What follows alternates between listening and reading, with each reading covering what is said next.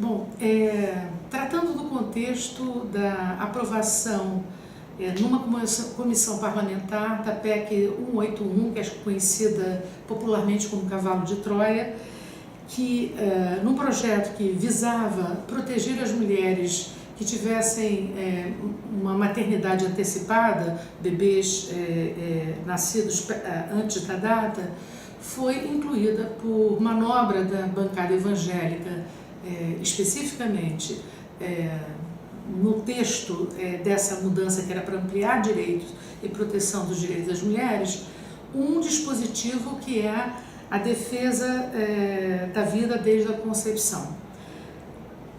Bom, isso foi uma manobra política de caráter absolutamente antidemocrático, oportunista, eu diria de selvagem, porque a tentativa de cada vez mais determinados grupos religiosos, particularmente os evangélicos, lidarem com situações desse tipo para introduzirem pontos de vistas que dizem respeito ao modo como eles encaram a vida e a concepção de família, né? É uma manobra indigna, é uma manobra de oportunismo político e, sobretudo, é uma manobra que um verdadeiro religioso não faria, porque ele contém um profundo desrespeito a quem tem crenças diferentes da que eles professam, né? A sessão foi extremamente tumultuada, havendo impedimento, inclusive, de voto, uma vez obtidos os 18 votos necessários, que outros parlamentares, inclusive mulheres também e um homem, digamos assim, lançassem seu voto, que seriam votos contrários, não daria o 18-1 que deu. Bom, dito isso, quer dizer, portanto, é um repúdio total, é um desrespeito à vida das mulheres, é um perigo o que está sendo feito, porque é colocada a primazia de um feto em relação à vida de uma mulher que está viva, porque nem nessa condição mais seria possível a interrupção voluntária da gravidez, né? Muito bem. O segundo ponto que eu acho que é importante dizer, fora essa truculência, que eu espero que ela não prospere na Câmara, mas por questões atuais ligadas ao proselitismo religioso que se faz no campo da política no Brasil, nós temos que estar muito atentos, o movimento feminista está muito ligado em tentar deter essa manobra sórdida. Chama a atenção que o tema do aborto tem se infiltrado na política como um tema de espetacularização desde os anos de 1990. Já houve aqui, primeiro, na eleição da Dilma, por exemplo, houve uma pressão muito clara de associá-la a uma pessoa abortista e foi fundamental para uma mudança da própria candidatura, dos temas da candidatura da Dilma, esquecer o tema do aborto para que ela não fosse prejudicada eleitoralmente. Antes, no Rio de Janeiro, nós já tínhamos tido uma campanha para o Senado que opunha dois candidatos. Um deles era Jandira Fegali, que é uma médica comprometida com a descriminalização e legalização do aborto no Rio, e o outro, um político católico, que é hoje em dia o vice-governador do estado do Rio, que é o Dornelles. Então, as igrejas católicas, naquela ocasião, nessa eleição, que você pode depois editar isso, né? Sim, sim, sim. Esqueci o nome, acabei de falar o nome dela. Jandira Fegali.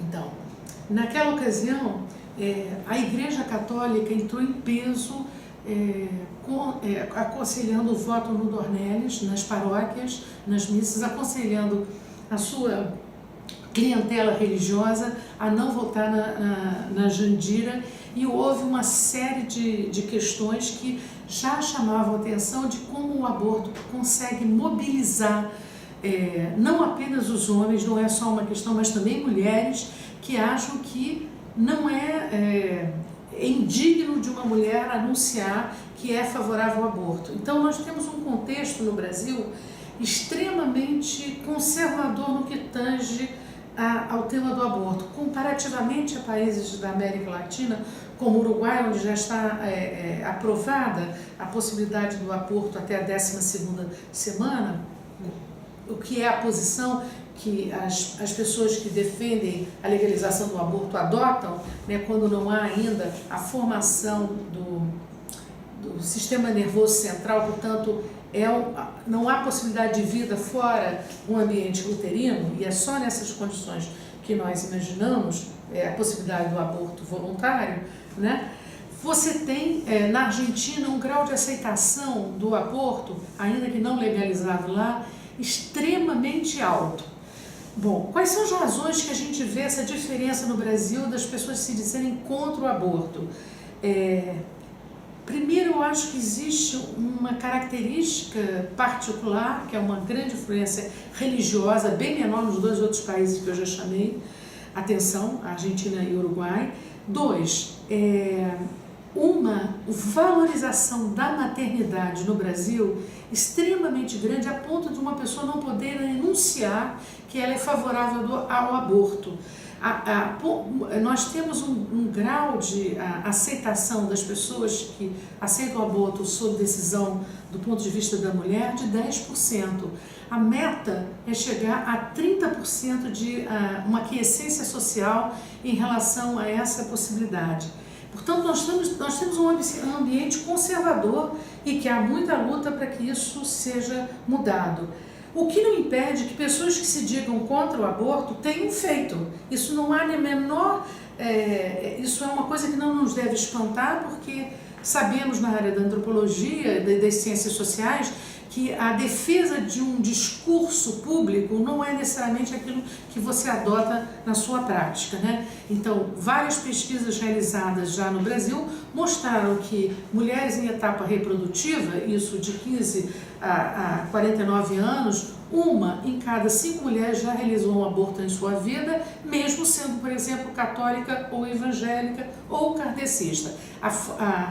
A orientação religiosa não é um impedimento para a prática do aborto, mas ela é um discurso oficial que as mulheres, em grande parte, mulheres e homens, adotam no Brasil em relação a isso. Por que te falei em espetacularização na política? Porque esse tema ele tem um poder de ser usado como uma espécie de síntese de uma posição moral negativa, alguém que gostaria de matar criancinhas.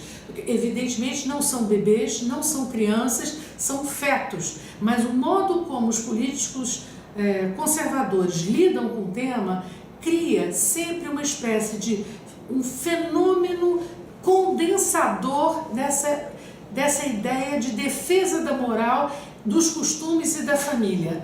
É deliberadamente um discurso para confundir determinadas posições e tornar a pessoa que se anuncia favorável ao aborto, porque ninguém o é favorável à escolha pelo aborto em circunstâncias que a mulher achar que aquela gravidez não é favorável e, sobretudo, no caso especificamente, colocar a mulher numa posição de tutela, de não plena cidadania em relação ao seu próprio corpo. Nós não estamos, portanto, falando nem em infanticídio, nem em aborto no segundo trimestre de gravidez, estamos falando em aborto em condições que deveriam avançar no Brasil e não retroagir. Abortos clandestinos acontecem no Brasil com frequência e a quarta causa de morte materna. Em outros países da América Latina, como eu já citei, a Argentina é a primeira causa de morte materna. Isso tem que ver com a qualidade de baixa atenção ainda à questão da reprodução humana que é feita no corpo da mulher. Portanto, eu acho que tem um contexto de avanço conservador, religioso, extremamente forte no Brasil, mas o tema do aborto funciona como uma espécie de símbolo sintético para discutir a questão da moralidade e discutir valores ligados à família e, na verdade, entre eles está um retrocesso em relação a um projeto de equidade entre homens e mulheres. Portanto, eu acho que é um momento de luta, de muito enfrentamento e de pressão sobre a Câmara para que esses votos feitos hoje, nesse momento, nessa semana, em relação ao chamado cavalo de Troia, infiltraram o inimigo dentro de uma lei que protegia as mulheres, deva ser não aceita pela comissão.